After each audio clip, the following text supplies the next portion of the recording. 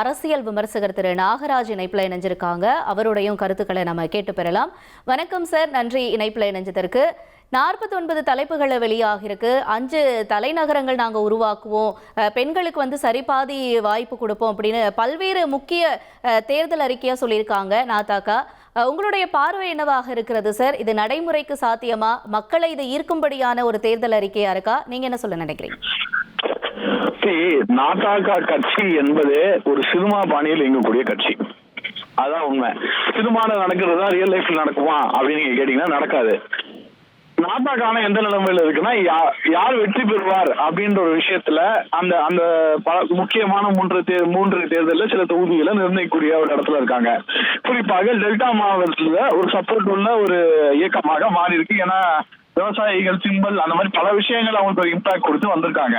இதெல்லாம் நிறைவேற்றா முதல்ல அவங்க ஜெயிக்கணும். கரெக்டா? ஹலோ, பண்ணலாம். இதெல்லாம் ஜெயிக்கணும்னா இதெல்லாம் பண்ணணும்னா அவங்க ஜெயிக்கணும் முதல்ல. கரெக்டா? அந்த ஜெயிக்கணும்ன்ற இடத்துலயே அவங்க இல்லாத போது இந்த தேர்தல் அறிக்கையை மக்கள் எப்படி ஏற்றுப்பாங்க அப்படின்ற எண்ணம் எனக்கு தெரியல. நாதாகா மேல வெளியில இருக்க குற்றச்சாட்டு என்ன? ஏன்னா நான் கிரவுண்ட்ல டிராவல் பண்ணிட்டு இருக்கேன், எல்லா ஊருக்கு போயிட்டு இருக்கேன். ஒரு மிகப்பெரிய குற்றச்சாட்டு என்னவா இருக்குன்னா, சார் சீமா நல்லா தான் பண்றது, எல்லாம் பண்றாரு, பட் அவருக்கு ஓட்டு போட்டா வேஸ்ட் ஆயிடுவேன் சார் அப்படின்ற. ஏன்னா அவங்க தனித்து நிக்கிறாங்க. தனித்து இருந்தா அவங்கள ஜெயிக்க முடியாது. 2 திராவிட கட்சிகளும் பீட் பண்ண முடியுமா அவரால்? அந்த கேள்விகள் எல்லாம் கிரவுண்ட்ல வர ஆரம்பிச்சிருக்கு. பிளஸ் சென்ற முறை நாதாகாவுக்கு ஓட்டு போட்டவங்க இந்த முறை போடுறாங்களா அப்படின்னு கேட்டா அந்த எக்ஸிட் வாக்குகளும் ரொம்ப அதிகமா இருக்கு. சோ இந்த தேர்தல் அறிக்கைகள்ல ரெட்டாரிக் தான். ஃபார் எக்ஸாம்பிள் நிறைய ரெட்டாரிக்ஸ் இருக்கு. இது வெளிநாட்டு மாடுகளை நான் தடை செய்வேன் அப்படின்னு சொல்லியிருக்காரு. அவருக்கு தெரியுமா தெரியாதான்னு தெரியல. நிறைய கார்பரேட்டுகள் வெளிநாட்டு மாடுகளை வைத்துதான் வியாபாரம் இங்க நடந்துட்டு இருக்கு. அதை நம்பி நிறைய பேர் வேலையில இருக்காங்க.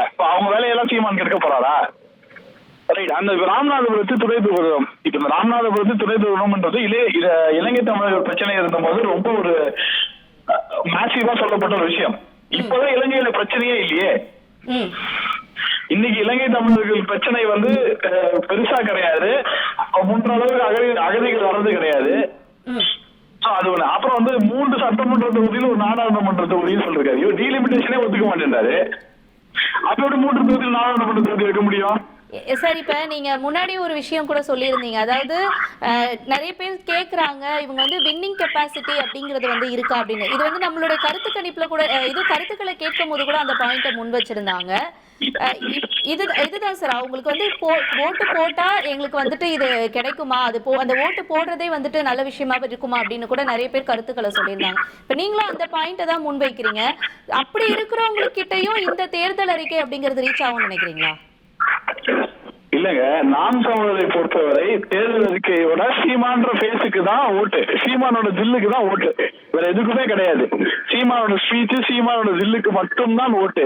வேற எந்த விஷயத்துக்கு கொள்கை கோட்பாடெல்லாம் அந்த கட்சிக்கு ஓட்டு போடுறவங்க கிடையாது. சீமான்ற ஓட்டுல 2 திராவிட கட்சிகளையும் கண்ணில் வழக்கம் ஓட்டி ஆட்டாம்பா அப்படின்ற ஒரு தோற்றத்தில் இருக்கிற வாக்காளர்கள் தான் அவங்க வாக்களிச்சுட்டு இருக்காங்க. பிளஸ் அந்த வாக்காளர்களும் ஒரு முறை ஓட்டு போட்டு அடுத்த முறை எக்ஸிட் ஆயிட்டு போடுறாங்க. அதாவது இந்த தேர்தல் சீமானுக்கு ஒரு மிகப்பெரிய டெஸ்ட். ஏன்னா அந்த வாக்காளர்களுக்கு நீ விஜய் ஒரு ஆப்ஷன் வந்திருக்காங்க. போன வாட்டி வாங்கின அந்த 8% இந்த வாட்டி சீமான் வாங்குவாரா அப்படின்றது ஒரு மிகப்பெரிய கொஸ்டினா இருக்கு இந்த இடத்துல. ஃபர்ஸ்ட். ரெண்டாவது விஷயம் என்ன அப்படின்னா, இவர் இப்ப 234 தொகுதியிலேயே கேண்டிடேட் போட்டாரு. இந்த கேண்டிடேட் போட்டு அவங்க எல்லாம் போஸ்டர் எல்லாம் விட்டுட்டாங்க, பிரச்சாரம் ஆரம்பிச்சிட்டாங்க. அதெல்லாம் கரெக்ட். இப்போ அதிமுக வேட்பாளர், திமுக வேட்பாளர், தாவேகா வேட்பாளர் தாண்டி இந்த நாம் தமிழர் கட்சி வேட்பாளருக்கு எப்படி ஓட்டு வாங்க போறாங்க அப்படின்றது மிகப்பெரிய கேள்வியா இருக்கிறது. சீமானுக்கு மட்டும்தான் வேற வாக்கு, தவிர கொள்கை கோட்பாடு இதுக்கெல்லாம் கிடையாது. இதுல வேற இன்னொன்னு சொல்லியிருக்காரு, மல்டிபிள் கேபிட்டல்ஸ் நாங்க வைப்போம் அப்படின்ற மாதிரி சொல்லியிருக்காரு. ஆல்ரெடி ஆந்திரால மல்டிபிள் கேபிட்டல் வைக்க போய் தான் ஒரு கேபிட்டல் மாற்ற போய் தான் ரொம்ப பெரிய பிரச்சனை ஜெகன் மாசஸ் சந்திரபாபு நாயுடு இருக்கும் போது அது மக்கள் விரும்புறாங்களா இல்லையான்றது தெரியல. அனைத்து மாவட்டத்திலும் தொழில்நகரம் வளர வேண்டும் சொல்வது உண்மையான விஷயம். பட் கேபிட்டல்ல மாத்துறதுன்றது ஒரு சிறுபிள்ளைத்தனம் என்பதுதான் பாக்குறேன். அதாவது கேபிட்டல் மாத்திரம் என்ன சொல்லுவாங்க, இல்ல அங்க ஒரு இம்பார்ட்டன்ஸ் கிடைக்கும், இங்க ஒரு இம்பார்ட்டன்ஸ் கிடைக்கும். கேபிட்டல்ல மாத்தாலும் இம்பார்ட்டன்ஸ் கொண்டு வரலாம்ன்றது என்னுடைய பாயிண்ட் ஆஃப் வியூவா இருக்கு. 1,27,00,000 மனங்களை வென்ற தந்தி டிவி யூடியூப் சேனல். தவிர்க்க முடியாத தம்ப்நெயில்ஸ், கலக்கலான கான்டென்ட்ஸ். நீங்களும் இந்த குடும்பத்தில் இணைய இப்பவே சப்ஸ்கிரைப் பண்ணுங்க.